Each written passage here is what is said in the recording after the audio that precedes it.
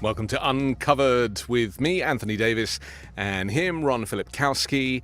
We are your genial hosts for an hour or so of uncovering MAGA propaganda that does not get covered by the mainstream media. Ron, welcome. It's our 28th episode today. How are you feeling? I'm feeling good. It's been a busy, crazy day, busy, crazy week. Yeah. We have lots to talk about.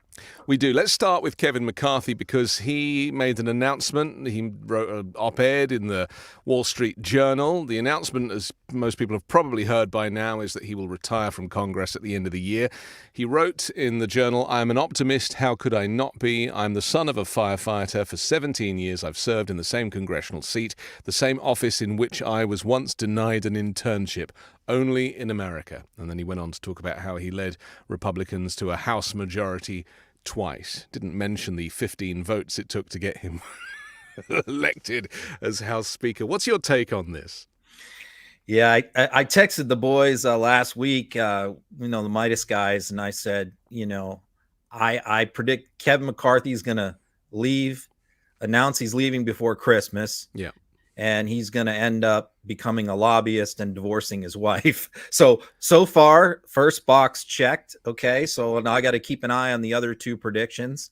Yeah, I mean, I don't think we're going to see him like returning to Bakersfield, California. This is a guy who's going to be a DC swamp creature for the next 20 years. Do you think it could have anything to do with planning for a future Trump presidency? Because, this is what I was thinking. There's a lot of characters on the periphery and certainly in the center, like McCarthy, who are convinced that Trump will win the election and are convinced that they want to get a job in the White House.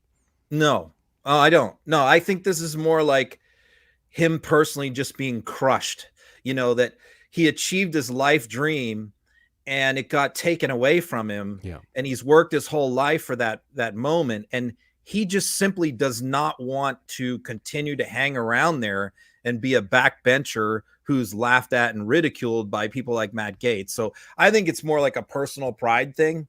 I think he's just cashing out. But, the interesting, so I don't think he wants to be part of the Trump administration, nor do I think he will be. There's many interesting things to see how this plays out. Number one, with Santos leaving, this leaves the Republicans right now with a 2-seat majority. That is it. Yeah. Now you've got Johnson is leaving. The representative from Ohio is leaving to become a university president in early February, which was going to put them down to 1 seat. So, if anybody is, stuck at the bar or, misses a vote, they're going to they need full attendance to pass anything now. And they're going to have to get everybody on board. They want to have a vote next week on the impeachment inquiry for Biden. You've got 20 Republicans retiring. All it takes is 2 of them to say, I'm not going for that. And I don't want to spend the next year on impeachment. And that's not going to fly. So there's that aspect to it. The other aspect to it is Kevin has a big war chest, millions of dollars. I think it's like $14 million in a PAC. So the question is, and he has in the past used that PAC to help candidates in swing districts win.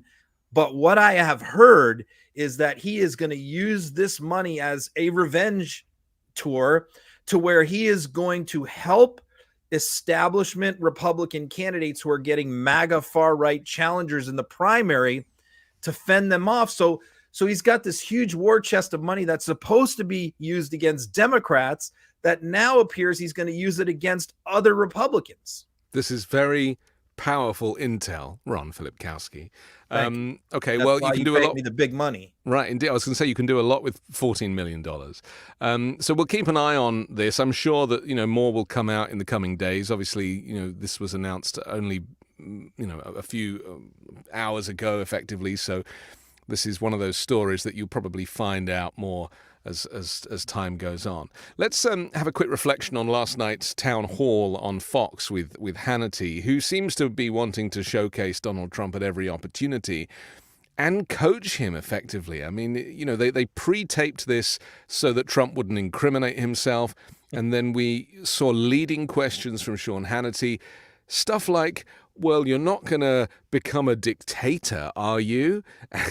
And Trump comes out and goes, well, On day one, I am, which of course has set most of the media on fire, apart from Reuters, who actually posted their story that said Trump says, I'm not going to become a dictator, completely misquoting the story, which I found a little strange.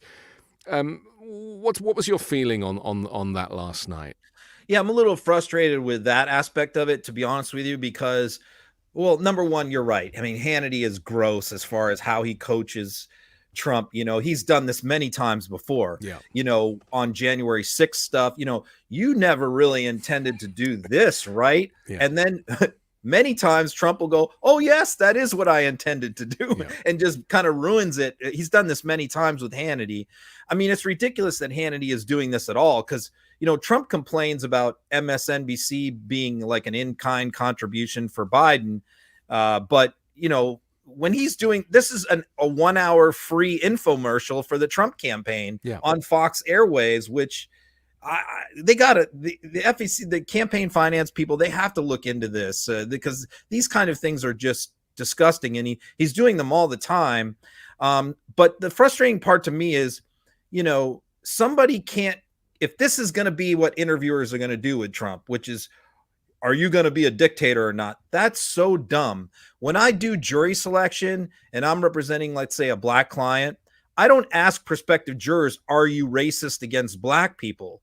I mean, of course, everybody's going to say no.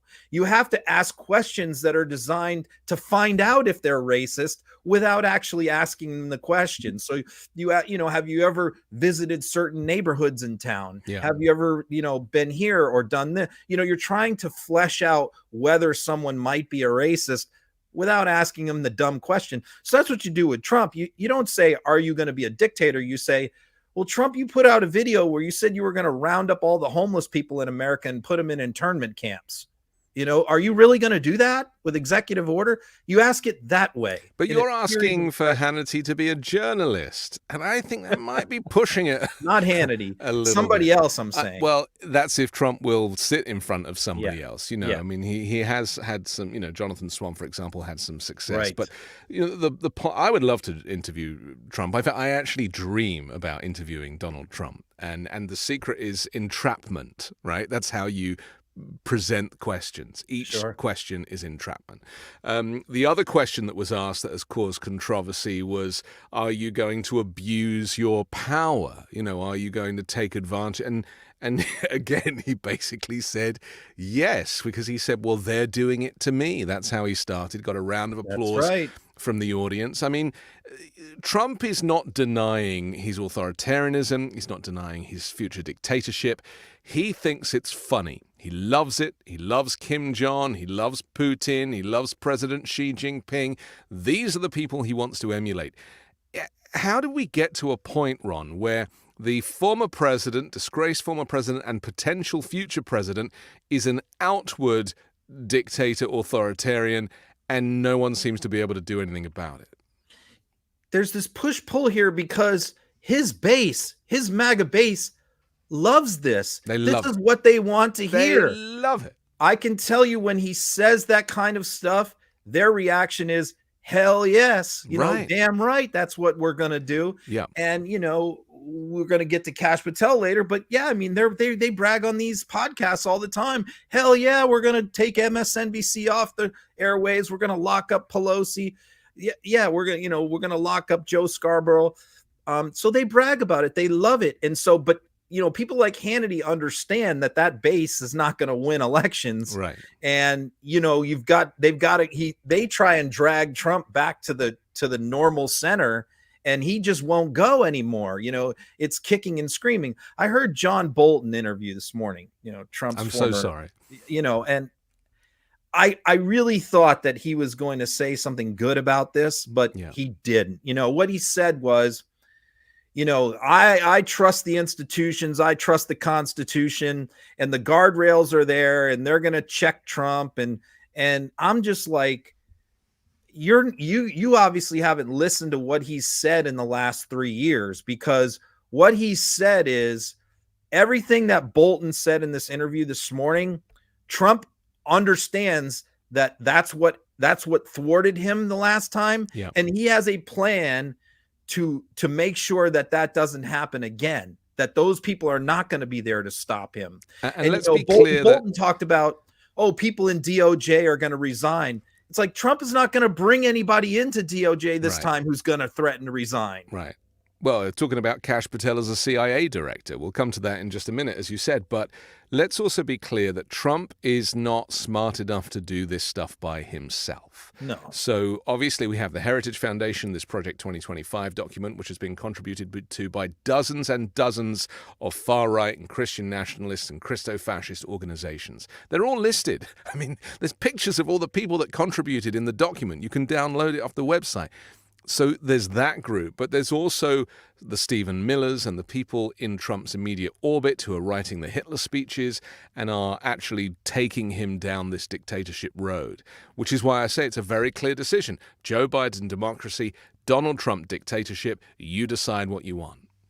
And they're betting that there is a majority of Americans who want this. Yeah. I mean, because I think before you had, in 16 and to some extent in 20, you had the campaign people who understood, this can't be our messaging. We have to hide from the voters what we really intend to do, but they're not doing that this time. They're just putting all their cards out on the table and going, we're betting that the American people are going to hear an authoritarian strongman platform. And this is what they're going to want. Yeah. So it's a crazy bet. It's a big bet, but I hope there isn't a majority of Americans who want that. But, I guess we'll find out. But it does not seem that his campaign people are going to moderate his tone or his message in any way. They're just going hard right, and they're hoping to take the majority of the country there with them. And, we found this out over time, that Trump likes to include any group, the Proud Boys, the Oath Keepers, any groups that used to be considered extreme and fringe are now very much in the center of the Trump camp. And it seems that, he's now trying to brainwash people to think that an authoritarian-style government is actually a better thing for America in the free West, the country that immigrants like myself traveled to for freedom. Could go the way of countries like Chile, for example, where people do not get a vote. They do not get a say. They have to deal with an authoritarian dictator. I cannot have imagined or predicted that here we would be. I mean, I've been living in this country for 8 years, that this is a conversation that you and I are having to have. And here we see why, for the last 6 years, he has praised Orban, Putin, Erdogan, Kim, Xi, go around the world, because he is conditioning Americans that this is the way to go. Right. An authoritarian, democratically elected, authoritarian, strong-armed, strongman leader is the best way forward. And this is where we need to go as a country. And I'm your guy, and I'm going to. And because how you convince also the American people that is you have to convince them that everything is falling apart. Yeah. World War III is about to start. Yeah. The Marxists are at the door. They're taking away your gas stoves. They're gonna take away your electricity. They're letting all the migrants in. And there's a normal, what their argument is, a normal democratically elected president who agrees with checks and balances can't stop that. Can't stop that deep state cabal. Only a strong man authoritarian can stop it. And that's what is needed right now. And that's what they're selling in selection. And that playbook is exactly how Putin sold his presidency to the Russians. Right. It's exactly how Erdogan sold it to the Turks. This is basically how it plays out. You claim that the American dream is dead. I alone can fix it. He said that 7 years ago. And Anthony, I watch MSNBC, CNN all the time. Like this discussion we just had, you never hear that. Never hear it. I have never heard anybody say this on MSNBC or CNN. And this is the reality. Yeah. They're so bogged down in like today's news cycle that they don't step back and look at the big picture like we are doing right now. Huge failure of mainstream media. Isn't it interesting how it was the right that only used to use the phrase mainstream media to criticize them previously, and now people on the left are criticizing the mainstream media as well for dropping the ball on the subject of authoritarianism? Yeah, and now all of a sudden they're like diving into the pool, head first, and that has led people on the right in the last couple of days to say, well, what is going on? All of a sudden the media is doing all these authoritarian stories out of the blue, so the right thinks that there is some coordinated plan here between all the media companies to do this. And I don't think so at all. First of all, we know that the media business is very competitive, and they're all looking to get their stuff out first. And they copy each other. And better. They have the other channels on the screen in their offices. For us, I mean, for me and you, we're like, it's about time. We've been saying this stuff for a year, and now all of a sudden it's so for us, it's like better late than never. But to them, they feel like all this is a new thing, that all of a sudden they've launched this conspiracy because Trump's leading in the polls, according to them. And people like Ruth Ben-Ghiat, who wrote the book Strongmen, I interviewed her 2 years ago on the Weekend Show about exactly this. She's tweeting all the time. As Trump is speaking, this is what they do. This is standard authoritarian practice. This is the next dictator. And Trump would love to play the role of the military dictator, those military parades, the stuff that people in his orbit prevented him from doing because it's so un-American. And yet, if he was to win, that's what we could look forward to. He would love to put on one of those uniforms. Yeah. With all the medals. Yeah. Never served a day in the military in his life, and yet he'd probably wear more medals than anybody. I mean, it's the stuff of fantasy. It's the stuff of Hollywood, and yet it is a reality. And I'm just holding on to the fact that the American people are smart enough to know that democracy is more valuable and dictatorship is dangerous. And I trust, and I think Joe Biden does as well. He does his kind of quiet confidence act.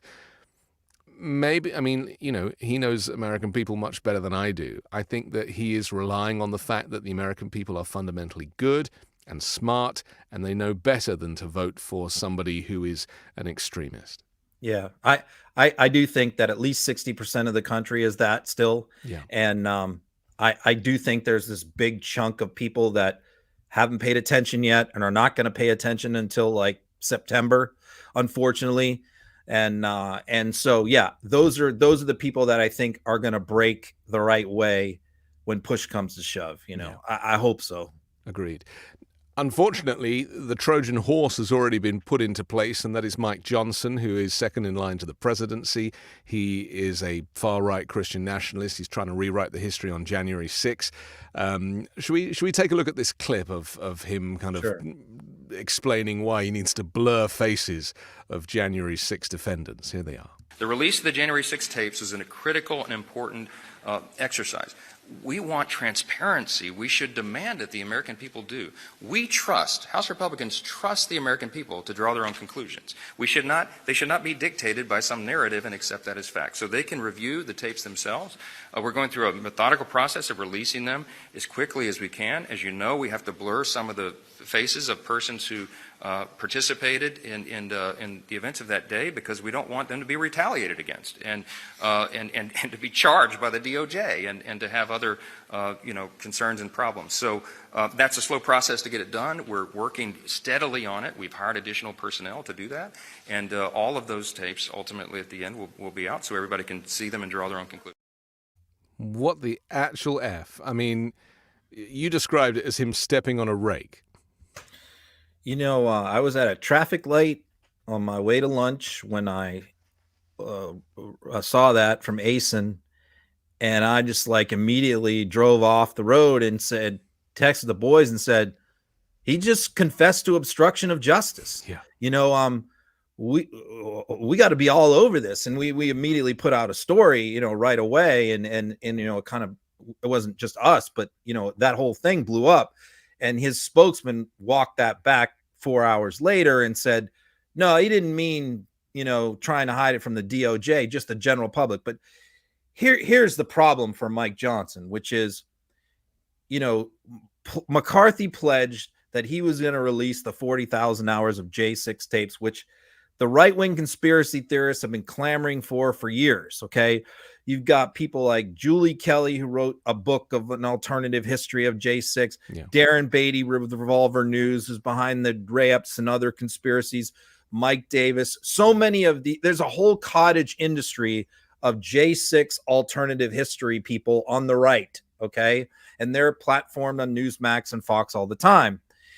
They're the ones who want these tapes because they're convinced that they're going to be able to identify FBI agents and FBI informants and Antifa in this crowd. So what happens? McCarthy doesn't release any tapes. Okay. He lets Tucker Carlson look at some of them in private. That's it. Then, okay, so finally we get Johnson, and they're all happy he's going to release the tapes. What does he release? 90 hours, which is 0.002% of the tapes. Then he comes out with this blurred thing. So on the one hand, you have him obstructing justice because what he knows is that most of the J6 defendants were identified by people like me and sedition hunters and Ryan Riley and people like that, who went through the crowd and went through the photos methodically. My tweets are in 2 indictments of J6ers where I identified them from logos on their clothing.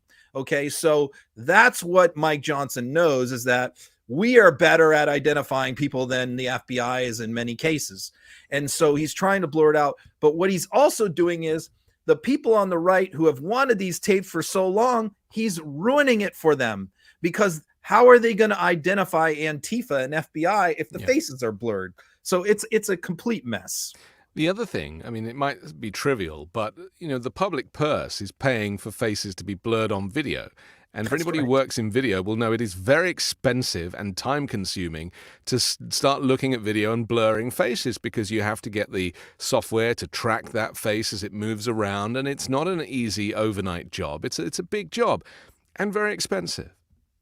Yeah, and thousands of people. Thousands of people and thousands of hours. I mean, they're all moving around. And so I don't know, so what is he going to do? He's going to release these tapes that are going to satisfy nobody. The people on the right are going to be mad because they want the tapes to look for FBI, and they're not going to be able to get anybody that way. And, the people on the left want to, help identify more defendants. And so, no one's going to be happy, which probably is his plan. Probably is his plan. He could say, well, look, I released the tapes, and he could say to right wingers, well, I had to blur the faces to protect our people. I mean, it's just a thing that is going to make everyone mad. Instead of just taking one side and making that side happy, he's making everybody mad. So it clear. And by the way, him saying like, I'm blurring the faces from DOJ. This guy's a lawyer. Yeah. I mean, he just confessed to a crime. And then he took it back later. But how do you say something like that? It's just an incredibly stupid thing for him to say. All he had to do was say, well, people have privacy rights, or, come up with some nonsense explanation, but you don't say you're trying to hide it from the cops. This is also part of the machine of faux outrage from Republicans, MAGA Republicans, where it seems to me, a bit like with the Joe Biden investigation for impeachment, the whole thing is about creating outrage and pushing that right up to the election day, so that there is controversy, there is chaos, there is noise, and trying to muddy the waters of Donald Trump's crimes by claiming that there is a Biden crime family and claiming that there is, January 6th was a put-up job. All of this stuff is just designed to distract and confuse the electorate and make people think that Democrats are just as bad as Republicans. Well, for 2 years, they framed a conspiracy around Nancy Pelosi is hiding the tapes. Yeah. She won't release the tapes. Yeah. Why is she hiding them? She's hiding them to protect the FBI agents in the crowd, right? Yeah.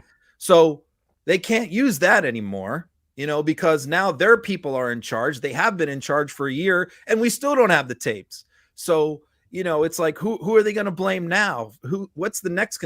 But this, I can tell you, this really undercuts the right-wing J6 conspiracy theorist cottage industry, the way Mike Johnson is handling this. And I've sort of been watching them, and they're not very happy with Mike Johnson right now. That's interesting you say that, because I had a weird thought in the middle of the night, and I'm sure you wake up in the middle of the night like I do with weird MAGA Republican thoughts. But I was like, if the House of Cards falls, there is a tiny slither of a chance that Mike Johnson could be a presidential candidate for the right. I thought, because of the way he presents and the fact that ultimately he is a Christian nationalist, and he has this plan that's very much aligned with Project 2025. For all of the short-term drama with him making mistakes and learning this speaker role on the job, because he came from nowhere, I wouldn't be surprised if he turns out to be, not necessarily this time round, but in the future, a presidential candidate. I think for that to happen, they would have to hold the majority. Yeah. I mean, because if they lose the majority next year under his watch, then I think he's done. I don't even think he'll be the minority leader. I think that they'll just say, this is not a wartime consigliere. We can't go to battle with this guy. He's too mild-mannered. He's too meek. He's too weak. I mean, stylistically, he doesn't really fit the bill for what they're looking for. Yeah. He says the right things, but he doesn't. They're looking for a fire-breathing dragon. They're looking for a Matt Gaetz. So, I think that he would have to hold the majority. I think you could be right. In 28, he possibly could be if he's still, the speaker then. Understood. But I don't know. Have we had a speaker run for president? Giving up the Speaker of the House job, that's a hell of a thing to give up. I don't know that we've had a speaker get elected president. I don't think so. Right. But, the speakership seems to come and go so easily these days. Yeah. Well, it didn't in the past. Right. It's almost like, British prime ministers coming and going in a revolving door. It seems to be something that's kind of open. I don't seem to have, annoyingly, the Kash Patel clip. I don't know why, but I do want to talk about it. Because this is a very serious thing, isn't it? Oh, no, I do have the Kash Patel. It was named Bannon, and we'll see why. This is a place where you get a lot of your material from, which is the Steve Bannon War Room podcast, where, they seem to forget that you're watching. They know. Right. And so what he says here is really quite terrifying. And this, if Steve Bannon has as much power as he claims to have, this is something that should concern everybody. Highly confident that when you go back and as a senior member of this administration, President Trump's administration, starting in the afternoon of the 20th of January of 2025, do you feel confident that you will be able to deliver the goods, that we can have serious prosecutions and accountability? And I want the Morning Joe producers that watch us and all the producers that watch us, this is just not rhetoric. We're absolutely dead serious. We're not. You cannot have a constitutional republic and allow what these deep staters have done to the country. The deep state, the administrative state, the fourth branch of government never mentioned in the Constitution, is going to be taken apart brick by brick. And the people that did these evil deeds will be held accountable and prosecuted, criminal prosecutions. Kash, I know you're probably going to be head of the CIA, but do you believe that you can deliver the goods on this in a pretty short order the first couple of months so we can get rolling on prosecutions? Yes, we got the bench for it, Bannon, and you know those guys. I'm not going to go out there and say their names right now so the radical left-wing media can terrorize them. But, excuse me, the one thing we learned in the Trump administration the first go-around is we got to put in all America patriots top to bottom. And we got them for law enforcement. We got them for intel collection. We got them for offensive operations.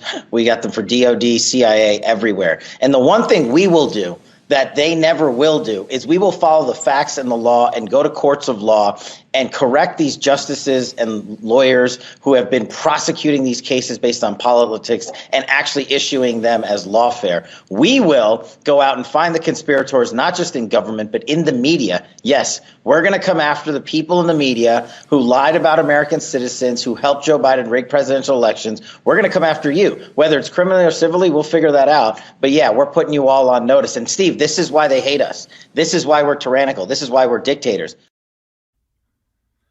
This is very scary, Ron. Yeah, one thing I'm going to do, you just gave me the idea. As soon as we're done with the show, I'm going to attach that clip to John Bolton's tweet where he posted his interview from earlier today and said he trusts the guardrails, because what you just heard right there from Kash is that they've got a plan for making sure there are no guardrails. Yeah. So as far as the ban and the other thing I'll say is, for Steve right there, who's saying, for the Morning Joe producers that are watching this, first of all, the Morning Joe producer does not watch his show. Neither does all the other MSNBC producers. They follow me and they follow on Twitter, and that's where they get these clips. So they're not watching Steve Bannon's show. But the reason why I watch it is because of this, because all of these henchmen that are in Trump's orbit, like Kash, who worked either directly for Trump or work for his PAC or are in Trump's orbit, and who Trump plans to bring into his next administration in senior roles, go on that show all the time and brag about what they're going to do. Yeah. And this is been the frustration for me with the mainstream media, is these people are out there telling you what they're going to do. And this is a great example of, this is the stuff I hear every day on that show. And it's not just Patel, it's all of them. It's Rick Grinnell, it's Peter Navarro. We could go all down the line. Mike Davis, all these people who are rumored to be Michael Flynn in the next administration say stuff like this all the time. And mainstream media does not pay attention, and they're finally starting to now. But they're telling you what they're going to do. And Trump tweeted last week he wants to shut down MSNBC, the whole channel. Yeah, it's like a parallel universe of insanity, because they're talking about the weaponization of the Justice Department, which of course is something that Joe Biden tried to absolutely get back on track after Donald Trump weaponized the Justice Department, right? And it's easy to forget quite what we went through during those 4 years of Donald Trump. With all of these characters that, people recusing themselves because of, being caught up in a whole kind of web of lies. It's a terrifying feeling to know that all of these characters that we thought we'd seen the back of are all huddled together planning a presidency and a movement and an authoritarian government. And they're going to stick to it. It's not just posturing. Like, this is what they plan to do. And I interviewed David from the Atlantic, and he's a conservative, and I put it to him about all this stuff, and he said they'll never do it. They're too disorganized. They can't even organize a fight in a bar. I disagree. I really do think that these people have got a plan and they intend to stick to it. And this is the problem. I mean, I like David Frum and I respect him, but this is the problem with Washington, New York, Beltway, group speak. It's their mentality. They just don't know what's happening. They don't know what's happening in the movement.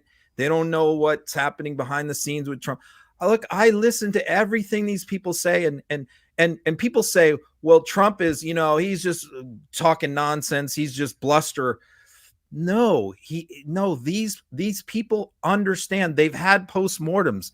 They say to each other all the time on these shows, we know where we screwed up last time. Yeah. Where we screwed up last time is we brought in people like Bill Barr. We brought in people like John Kelly, these establishment DC Republican figures. And we are not going to make that mistake again, number one. And number two, we've learned that the bureaucracy is there to thwart us. And we have a plan to wipe that out as well, which they did not do even a jot last time. So the idea that this is a gang that can't shoot straight, they're not. They're cunning, sinister people, and they have the help of people like Heritage, like Leonard Leo. All of these people are behind the scenes helping them, who do know what they're doing and who are smart.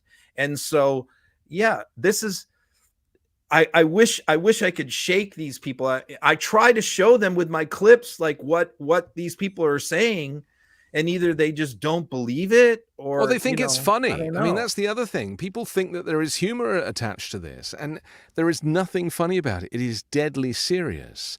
And, my fear is that, this whole election could come down to Joe Biden's stutter. That it seems to me that Joe Biden's unfortunate speech impediment is the sole reason that a whole bunch of people are going to vote for the other side, because of the way it's been pitched and presented.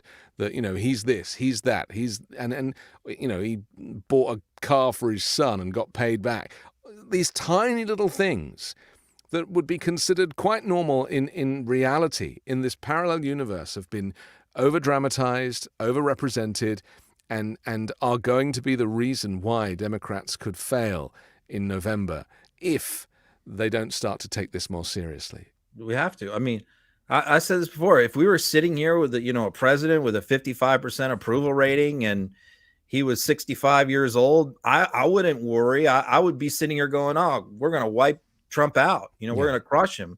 But that's not where we're at. And you have to realize too, I mean, sometimes I hear Democrats go, "Well, look what Biden did here, look what Biden did there." And it's like, okay, but Americans don't, this is a classic mistake that people make who really don't know campaigns. Yeah. I'm not talking about knowing politics. Yeah. I'm talking about knowing campaigns, which is a different thing than knowing politics. The political science, the nuts and bolts of swing voters. And those voters do not tend to judge somebody on their record or their qualifications or their resume. What they do is they evaluate somebody based on what they think they are going to do in the next 4 years, right, not what they've done in the last 4 years. Okay. And so this is what so many people miss. And what those swing voters are doing when they're looking at Joe Biden, they're not looking at what Joe Biden did last year. What they're saying is, what is Joe Biden going to look like when he's 85 years old and sound like when he's 85? And that is the problem. And that is at the heart of this issue. So, and so it's just something we're going to have to overcome. We have an old candidate, and that's just it. And unfortunately, the policies that Joe Biden has had success with, like the Chips and Sciences Act and like the infrastructure bill, these things, they're not sexy, right? They don't cross the line really in a way that people are like, oh yeah, the Chips Act, and that is problematic.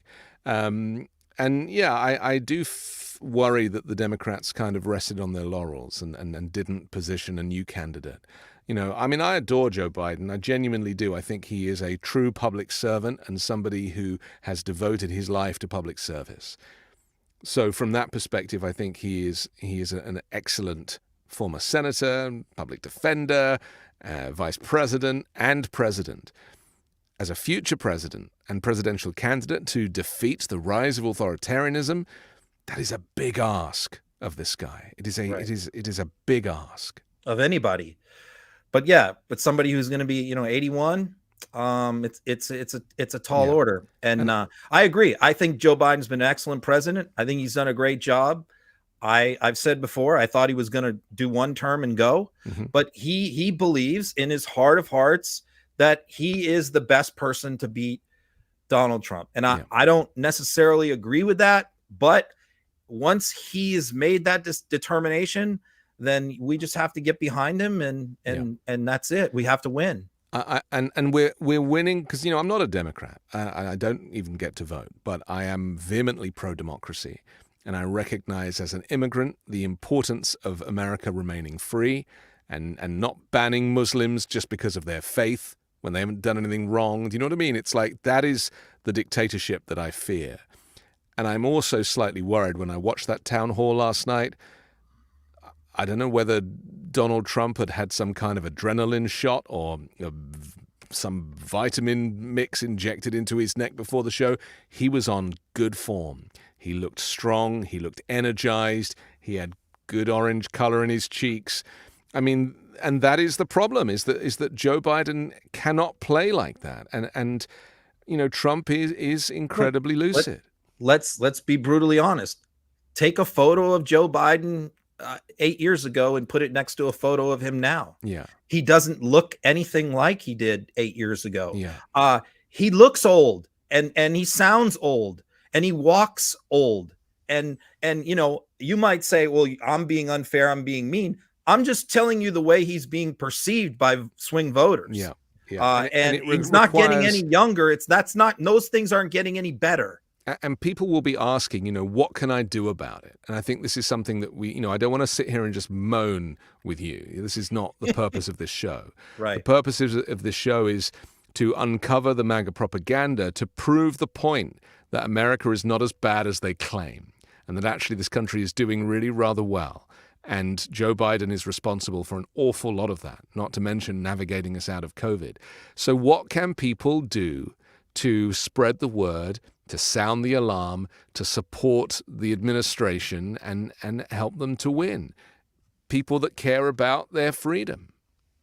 Yeah, on my side of it, covering the MAGA and the Republican Party, I can just say present the alternative. And we see this with the people who are upset at Joe about Israel, and it's just like, the alternative wants to deport you. Yeah. Stephen Miller put out a tweet this morning with his plan for people protesting on campuses. And the plan is to seize all the money away from the universities, deport all the foreign students on the campuses. That's your alternative. So that's the thing. It's like, hey, Joe Biden's not perfect, and he's not the perfect president for me either. There's certain things I disagree with him on, but when the alternative is Trump, it should be a no-brainer. Well, Trump would have bombed the hell out of Gaza and eradicated. Gaza would be a parking lot. Yeah. He would have eradicated every Palestinian, been super proud of it. That's right. And had a photograph taken putting a U.S. flag in the Gaza Strip. It's terrifying what the alternative is, but people forget, and I just keep reminding people, Trump's presidency to me was just seeing the National Guard on the street and shops boarded up. That was Trump's presidency, with a huge fence, a wall around the White House. It was terrifying. Listen, we have to take a quick pause for our sponsor, but I want to come back and talk about James Comer on Joe Biden and the impeachment that is a sham, and a whole lot more here on Uncovered next. Did you know that your temperature at night can have one of the greatest impacts on your sleep quality? If you wake up too hot or too cold, I highly recommend you check out Miracle Made's bed sheets. Inspired by NASA, Miracle Made uses silver-infused fabrics and makes temperature-regulating bedding, so you can sleep at the perfect temperature all night long. Using silver-infused fabrics inspired by NASA, Miracle Made sheets are thermoregulating and designed to keep you at the perfect temperature all night long, so you get a better night's sleep every night. These sheets are infused with silver that prevents up to 99.7% of bacterial growth, leaving them to stay cleaner and fresh 3 times longer than other sheets. No more gross odors. Miracle sheets are luxuriously comfortable without the high price tag of other luxury brands, and feel as nice, if not nicer, than sheets used by some 5-star hotels. Miracle sheets are the perfect gift for your spouse, friends, or family. Who doesn't want better sleep and luxurious feeling bed sheets? And since these come with 3 free towels, you get 2 gifts in one, just in time for the holidays. Stop sleeping on bacteria. Bacteria can clog your pores, causing breakouts and acne. Sleep clean with Miracle.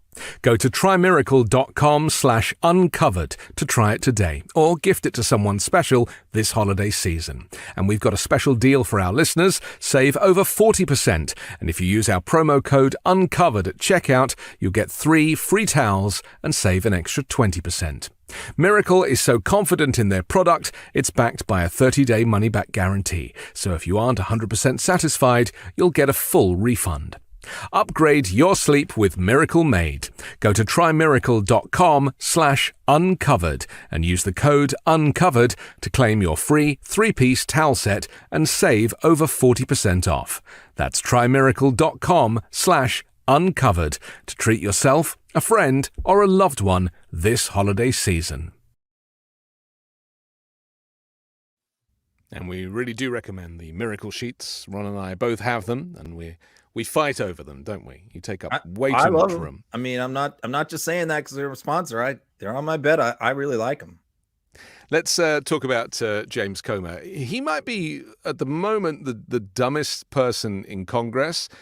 He's trying to pull together the impeachment of Joe Biden without any evidence.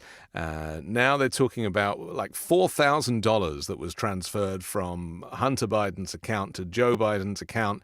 And it turns out that was him paying him back for the down payment on the car. And I do wish Biden would actually come out and just say that's all it is. But because there was, work that was being done for Chinese companies, they're saying the money came from China, which is a lie. It's indirect. And I just wish someone would clear this up. Anyway, here's a short clip. So it was no skin off Joe Biden's back. When my son needs help or my daughter who's in college needs help, I just give her money. Nobody ever pays me back. But well, I wouldn't pay him back either. I got to admit, every time Comer comes out with I've got a big new, I have the weaponization committee, his committee, I have it on oversight committee on notifications. So every time they put out something, I get an alert on my phone. And every time I see they always put the red stars across the top, breaking big news. Yeah. I always get a little bit nervous, because I know that Hunter, and I've been critical of Hunter, that was involved in a lot of shady business deals all over the place during his drug years. And, I always worry, was Joe in any way involved? I mean, you wouldn't think so, but they seem very confident in this. And I know that Joe has a soft spot for his Hunter and the kids, and he wants to help them. So I always worry, did he at some point get involved in something to help his kid out? And so every time they come, we've got the proof, a wire from China. I'm always like, oh man, is this really it? And start thinking about who are we going to run now, and every single time it's just a ridiculous, you find the details and it's just a joke, But that's because Joe Biden is not a professional criminal. You see what I mean? It's like he spent his life in the public eye working for a senator's salary or similar, and publishing his finances. Donald Trump is a career criminal by comparison. And so the fact that they're trying to paint one person that has lived in the shadows versus one person who lived in the public eye and been so open about, their businesses, it's just beggars belief that you can put those two people in the same sentence and claim that there's corruption.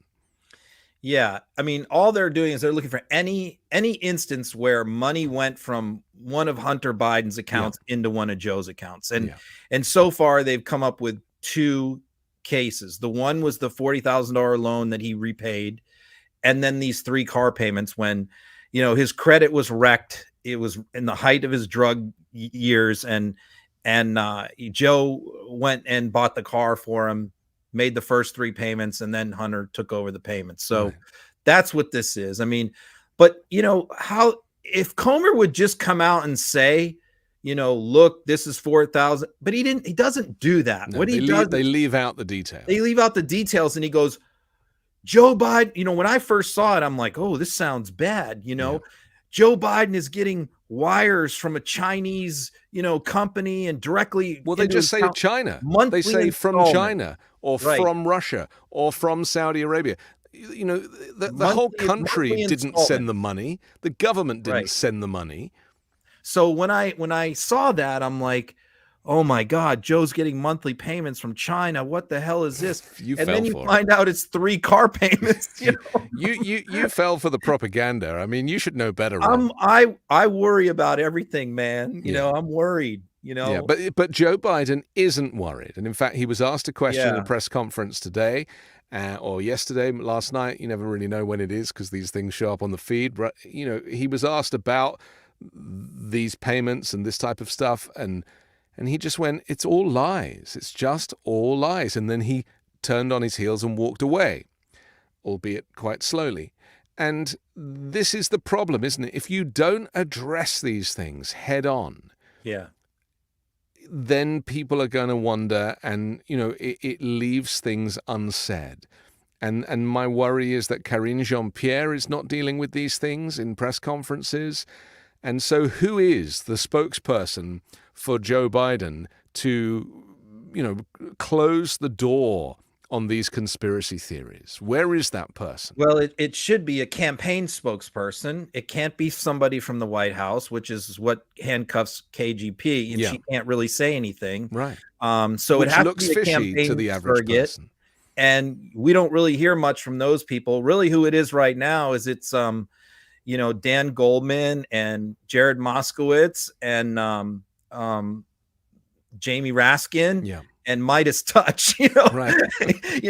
who's out there answering all of these things and countering all of these things. Yeah. Well, this is it. It's us. It's us. We are one of the few groups that are trying to just address the balance and deal with the misinformation. But you see, people who don't listen or don't care for the detail, they just hear Joe Biden and payments and China, and that's enough for them. And that's the plan. Flood the zone with bullshit, and I get this all the time, man. When I talk to people that are these low information voters, they're like, man, I don't know. It seems like they're both corrupt. And that's exactly what Trump wants. He wants these apathetic, low information voters to go, you know what? Biden's into shady stuff too. Him and Hunter, they had all kinds of crazy stuff going on, Let's talk about talking of shady stuff going on. George Santos, since you and I last spoke, he exited stage left of the halls of Congress. I love that video of him literally like putting his coat on and just getting the hell out of there once the vote proved that he was no longer going to hold on to his seat. He's on a bit of a revenge tour now, though, isn't he?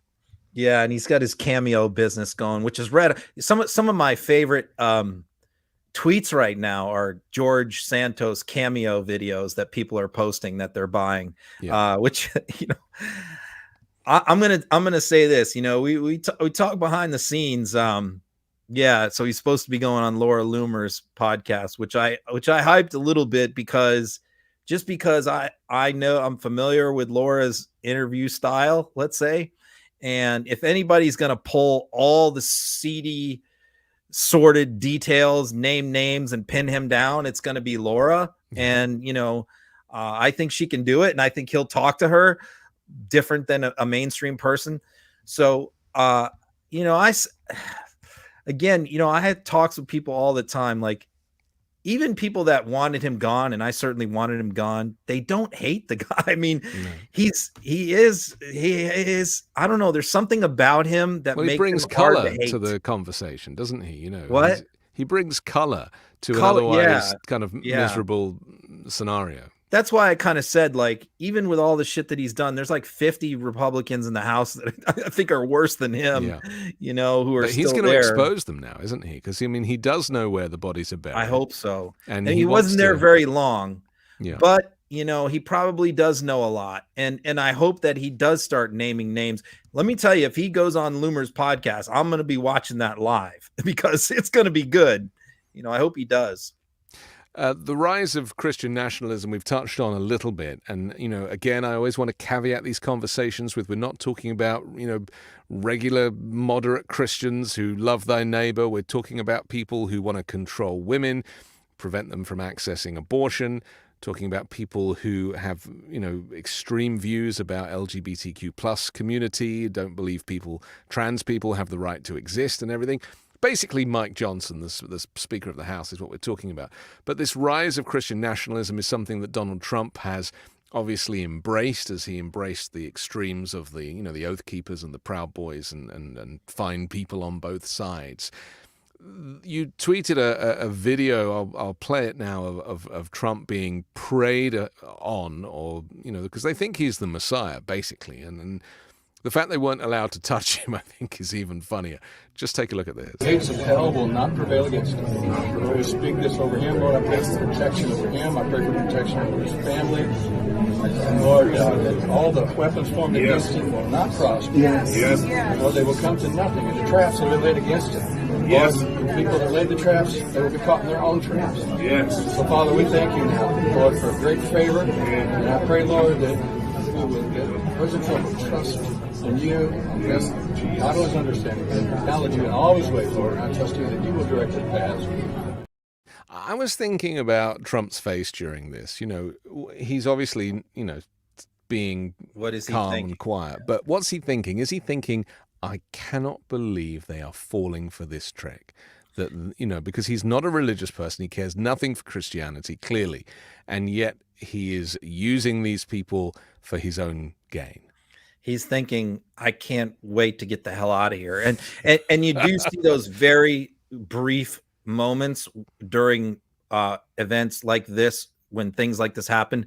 You'll see him looking over at, you know, Steve Chung or Jason Miller or Walt Nauta or somebody like that, saying like, hey, time to get me out of here. You know, and he's giving them that little subtle signal that he gives them, because he can't stand these people, but they think he loves them and he's one of them. But this dovetails into the authoritarian stuff that we talked about, because look, these people see him as God's chosen one to destroy the deep state, the evil Marxist.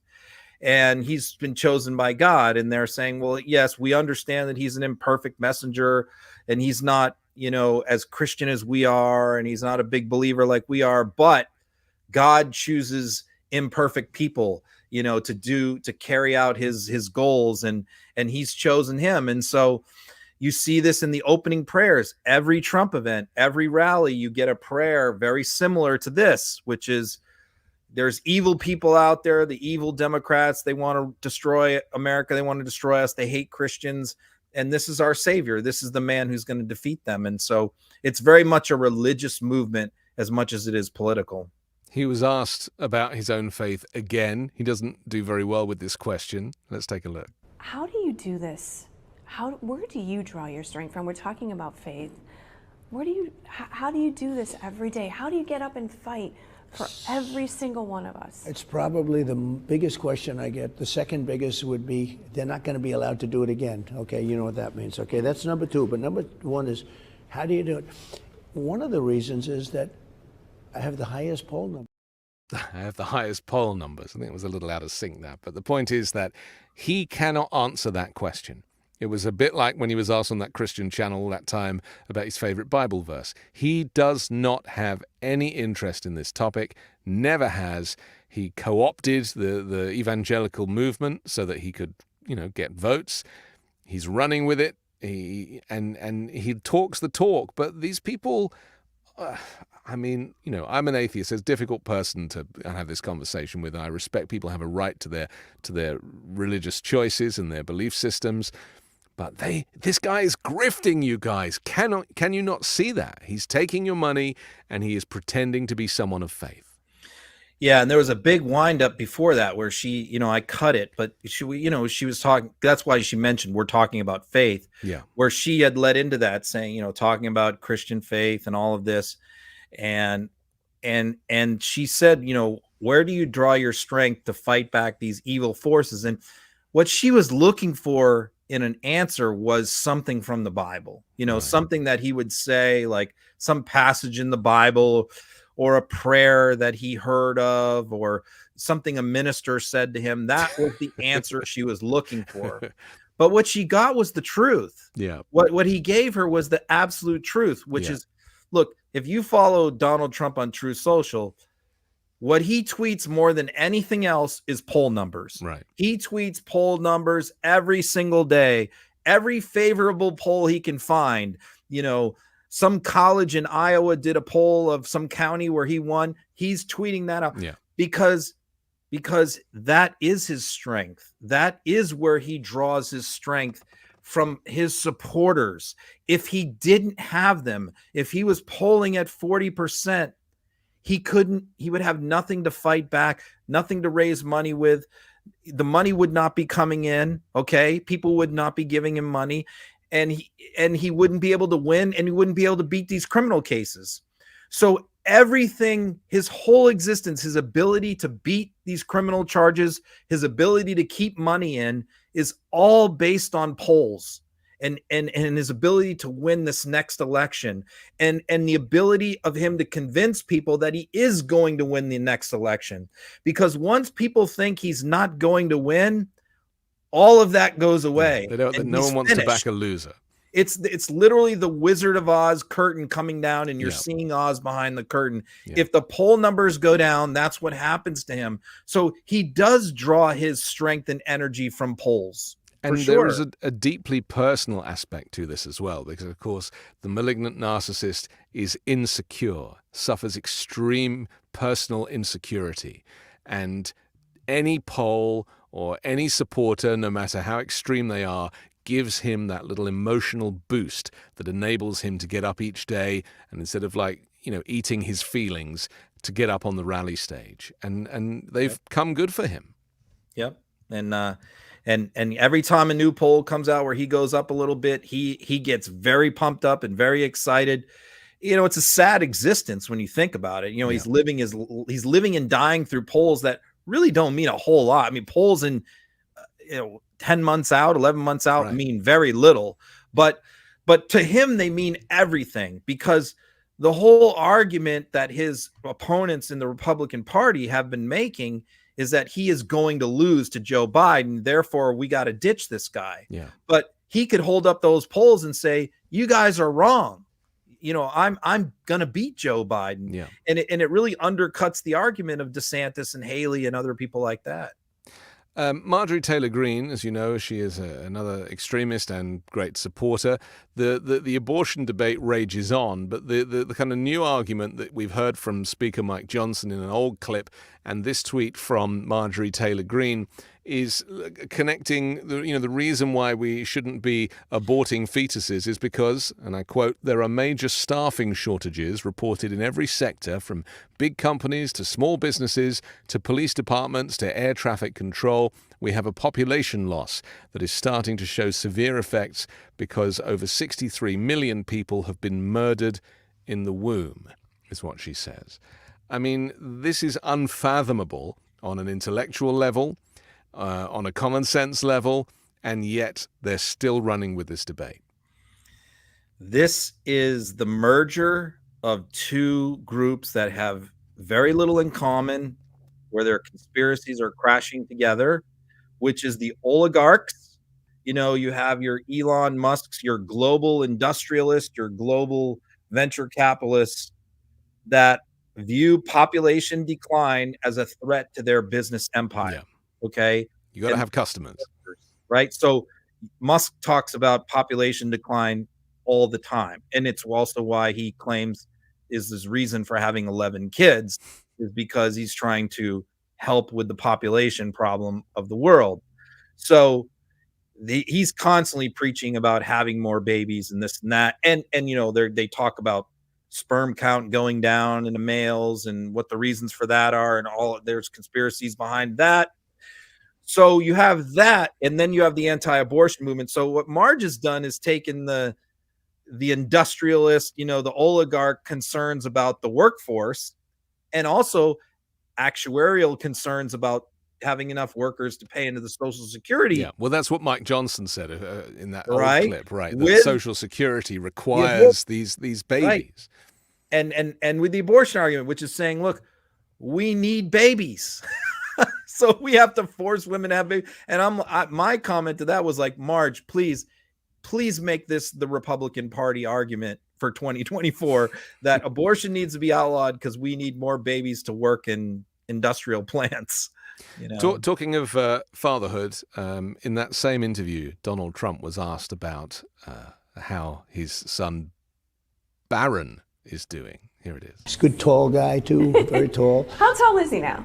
I'd say 6'8". Oh, my goodness. So he's up there, right? Yeah. But he's a great young man, and he's a very good student. And I think he's doing a good job, Barron. I think he's doing a very good job. He's 17 now, Barron, right? Yes. Okay.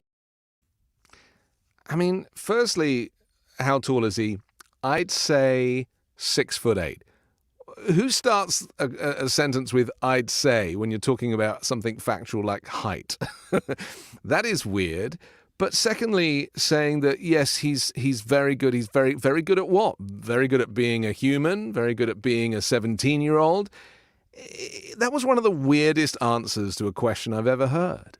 Some of the best Trump clips I've ever gotten over the years has been interviews like this, where he's going on these obscure, small platforms where, Jason Miller has him going after a specific target audience. Okay.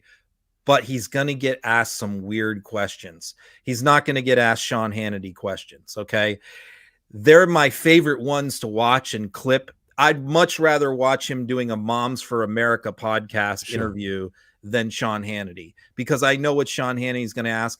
I don't know what this lady's going to ask him, and neither does he. And so when she started asking him about his relation, what she was talking about was his family life. And she talked about Melania and how's Melania doing and how's your relate, and I thought, okay, well, this could be interesting.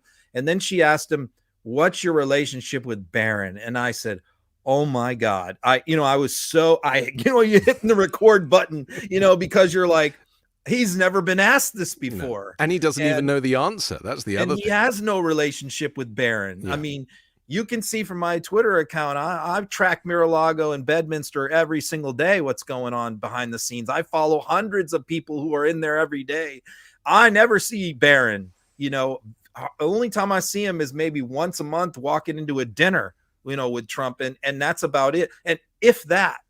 And so when she asked him about what's your relationship with your son? What's that like?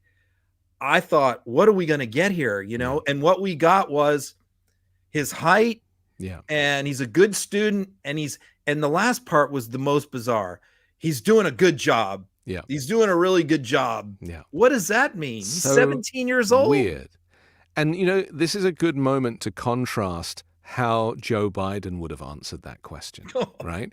Talking about the loss of Beau Biden and obviously talking about his love for Hunter Biden and somebody who genuinely understands the role of fatherhood and is emotionally advanced and has a level of emotional intelligence that is really useful for being the president of the United States. So you think that when Joe Biden gets asked about what his relationship was like with Beau, that he wouldn't start talking about Beau's height? Yeah. You don't think he would do that? I mean, it's beggars belief, but it's really important that we contrast these things. And if you want to make a little video, please put those two bits together, right? I mean, it's important to have those comparisons.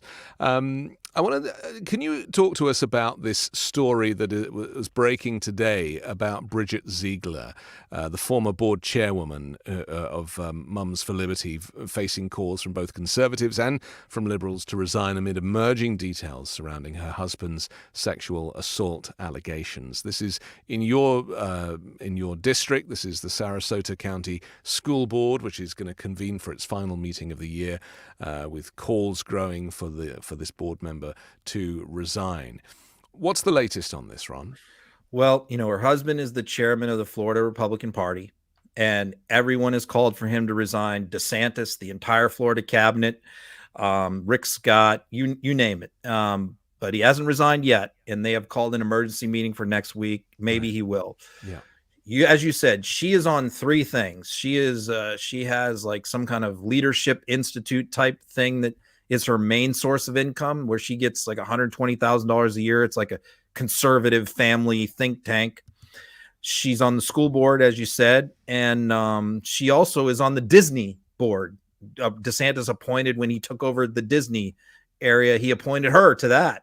That's a non-paying position. So I can tell you, breaking right now in the last hour, she's resigned from that big job, the $120,000 a year, just now. So that's out the window. But the school board meeting is coming up next week, and it is going to be hot. I mean, if she does show up and she has not resigned, it's going to be a mob scene. It's going to be electric, and I know it's going to be crazy.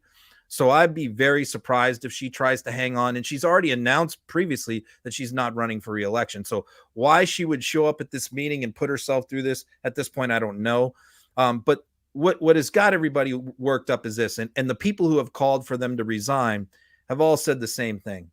Whether the rape allegations against Christian are true or not does not matter to them. This is what DeSantis said. This is what Rick Scott said. This is not what Ron is saying.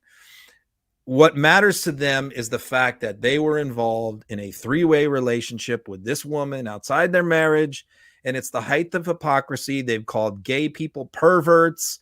You know, their whole agenda is anti-LGBTQ, and it turns out that they're having a three-way relationship with this woman. So they have to resign.